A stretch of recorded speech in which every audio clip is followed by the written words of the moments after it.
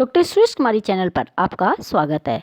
आज हम 10th class chapter 3 अर्थशास्त्र मुद्रा और कोश करेंगे कि किस तरीके से अर्थव्यवस्था को दिशा देने के लिए, गति देने के लिए हम बैंकिंग व्यवस्था का क्या करते इस्तेमाल करते हैं। तो आइए सबसे पहले हम समझते हैं कि मुद्रा क्या है। अब देखिए, इंग्लिश में मुद्रा को हम क्या कहते हैं, करेंसी कहते हैं।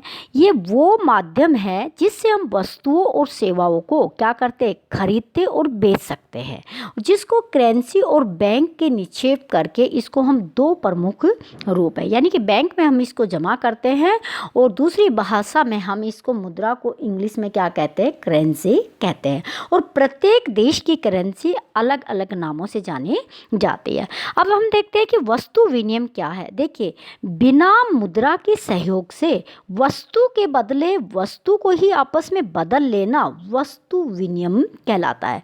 ये प्राचीन समय में जब मुद्रा अस्तित्व में नहीं थी, चीज़ों के बदले चीज़ों को खरीदा और बेचा जाता था। मुद्रा के प्राचीन रूप क्या है। देखिए, मुद्रा का स्वरूप हमेशा बदलते रहे हैं। प्राचीन समय में मुद्रा के तौर पर लोग क्या करते थे, सोने के सिक्के होते थे, चांदी के सिक्के, तांबे के सिक्के और प्रारंभिक हाथ सिक्के होते थे। और जब भी कोई नया राजा बनता था, वो अपने देश की अर्थव्यवस्था के हिसाब से और अपने ओहदे के हिसाब से उसी तरह की महंगी धातु के सिक्के क्या करते थे, बनवाया करते थे। अब हम बात करते हैं आधुनिक समय में मुद्रा के स्वरूप क्या है। देखिए, वर्तमान समय में मुद्रा के स्वरूप है वो एक कागजी है, यानी कि आधुनिक समय की मुद्रा है वो कागज के नोट और धातु के सिक्के क्या करती है, इस्तेमाल करती है। और भारत के अंदर भारत सरकार क्या करती है, रिजर्व बैंक के सहयोग से क्या करती है, उसको जारी करती है। यानी कि भारत सरकार का आदेश होता है, भारत सरकार की अनुमति होती है, फिर आरबीआई ये क्या करता है, इस हमारे मुद्रा को क्या करता है, जारी करता है।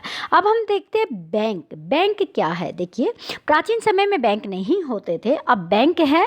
बैंक वह संस्था है जो लोगों को जमा पूंजियों के आधार पर मांग जमाओं का निर्माण करती है। देखिए, बैंक के अंदर लोग बाग क्या करते हैं, पैसे जमा करते हैं, अपने पालतू पैसे बैंक में रखते हैं, उस पे वो लोग क्या करते हैं, इंटरेस्ट ले लेते हैं।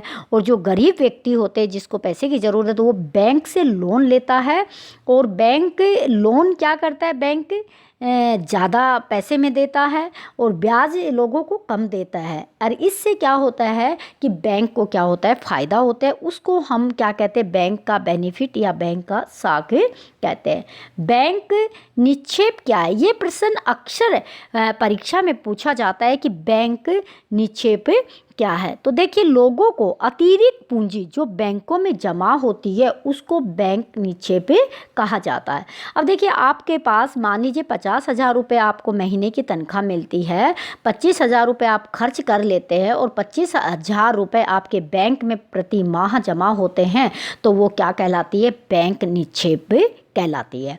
ये पेपर में अक्सर पूछा जाता है। अब देखिए, चेक क्या होता है। चेक क्या होता है कि ये एक आदेश पत्र होता है, ये बैंक के द्वारा छपा हुआ होता है, बैंक में ही होता है। ये एक आदेश पत्र है जिस पर हस्ताक्षर करके कोई भी खातेदार अपने खाते से या किसी अन्य व्यक्ति को भी भर के उसके नाम से दे देता है, तो वो धन क्या कर सकता है, निकाल सकता है। यानी कि बैंक से मांगे जाने पर इस कागज़ के टुकड़े से पैसा वो खुद भरेगा तो उसमें सेल्फ भरेगा, निकालेगा, किसी और को नाम से भरेगा तो उस व्यक्ति का नाम भरेगा, बैंक उसको वो पैसा क्या करता है, अदा कर देता। अब प्रश्न है कि साख क्या है। देखिए, बैंक के लिए साख है, ये बड़ी इंपॉर्टेंट है। साख किसी देश के लिए भी है। बैंकों द्वारा अपने पास जमा पूंजियों को कर्जदारों को ऋण के रूप में देकर कमाया जाने वाला लाभ है। अब देखिए, ये साख कैसे कमाया जाता है, ये एक तरह का बेनिफिट है, बैंक का बेनिफिट है, लाभ है। अब देखिए, आप बैंक में पैसे जमा करते हैं, बैंक आपको मान लीजिए 100 रुपये पे 1% क्या देता है, ब्याज देता है।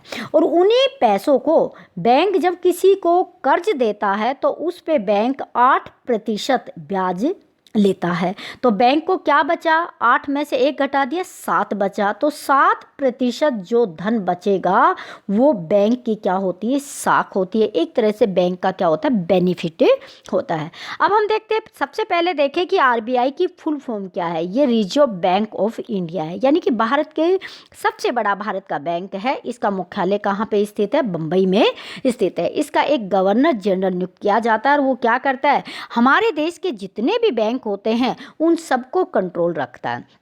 तो अब हम देखते हैं कि रिजर्व बैंक ऑफ इंडिया क्या है, यानी कि भारत सरकार द्वारा स्थापित वह संस्था जो भारत में करेंसी जारी करती है और अन्य बैंकों तथा सहकारी समितियों की गतिविधियों पर क्या करती है, निगरानी रखती है। कितना उनको ब्याज रखना है, किस तरह के व्यक्तियों को लोन देना है, किसानों को, मजदूरों को, छोटे उद्योगों को, इन सब को कवर करने पर इनको रिजर्व बैंक क्या करता है, इनको दिशा निर्देश देता है।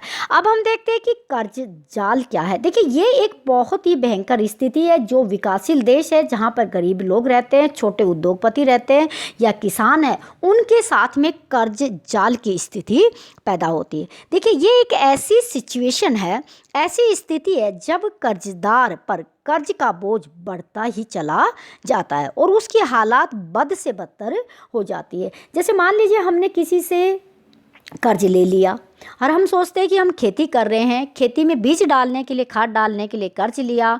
खेती में क्या होता है कि मानसून अच्छा नहीं रहता, खेती बिगड़ जाती है। तो क्या होता है कि जो उससे पैसा लिया था हमने, वो कर्ज हमारे ऊपर रह गया। फिर हम क्या सोचते हैं कि अगली बार फसल अच्छी हो जाएगी, हम दोबारा से उसी व्यक्ति से कर्ज ले लेते हैं, तो कर्ज क्या हो जाता है, डबल हो जाता है। तो इस तरह वो व्यक्ति अगर फिर भी नहीं चुका पाया तो वो उसमें क्या होता चला जाता है, उलझता चला जाता है।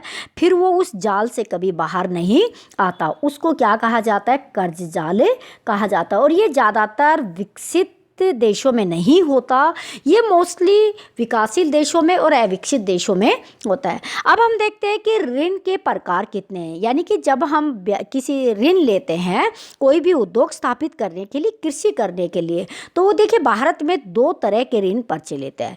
एक देखिए, सबसे पहले प्राचीन समय में ये प्रचलित था और अब भी है कहीं पर, अनौपचारिक ऋण व्यवस्था क्या होती है। अनौपचारिक ऋण व्यवस्था देखिए, इसमें एक कोई साहूकार होता है, कोई जमींदार होता है, कोई सेठ होता है, कोई व्यक्ति अपनी मन मर्जी से, महाजन किसी को भी, गरीब आदमी को क्या करता है, ऋण देता है, पैसा उधार देता है और गरीब आदमी उनसे उधार ले लेता है। तो इसमें सबसे बड़ा संकट ये होता है, एक तो वो ब्याज की दर होती है वो अधिक रखता है, धीरे धीरे ब्याज ज़्यादा लगाता है, समय समय पर वो ऋण नहीं दे पाता तो वो उसको परेशान करता है। फिर इसी तरह से वो क्या करता है कि उनकी बहुत सारी चीज़ों को क्या करता है, अपने पास रख लेता है। तो ये स्थानीय लोग होते हैं जिनमें साहूकार है, कृषि व्यापारी है, मालिक, भूस्वामी, ये अनौपचारिक ऋण के स्रोत है। ये हमें एक सूची बना लेनी चाहिए बच्चों को और ये देखना चाहिए कि अनौपचारिक ऋण कौन कौन देता है।